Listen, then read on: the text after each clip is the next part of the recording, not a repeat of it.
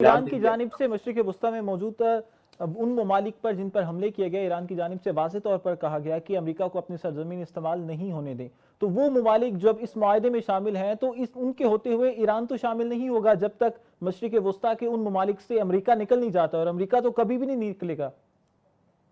یہ سوال مجھ سے ہے آپ کا؟ جی آپ سے یہ سر، آپ سے یہ دیکھیے اس کی ڈائمنشن اس طرح سے میں آپ کو بتا دوں۔ ایران ایک بڑی طاقت ہے، دیکھو ریجنل طاقت ہے۔ اب پہلے چاہے کچھ بھی کہتے تھے ریجنل کنٹریز، لیکن اب ان کو اس جنگ کے بعد جو کہ ان کا سب سے بڑا جو ان کا پروٹیکٹر تھا ایک لحاظ سے، یا سیکورٹی گارنٹر تھا، نیٹ سیکورٹی گارنٹر، اس نے اسٹریٹجک لیول پہ ہار چکا ہے۔ لہٰذا ان کو اب ایران کی ریالٹی، ایران کا جو کردار ہوگا، اس کا جو رول ہوگا ریجن میں، وہ اب ان کو بہتر طریقے سے سمجھنا پڑے گا، انگیج کرنا پڑے گا، اور انگیج ہو رہے ہیں۔ سب سے زیادہ یو اے کا ابھی جو گزشتہ صرف چند ہفتوں میں جو ہم نے تبدیلی دیکھی ہے یو اے کے اندر، تو میں سمجھتا ہوں یہ تمام چیزیں آگے بڑھیں گی۔ اور قطر کے تو آلریڈی بہت اچھے تعلقات ہیں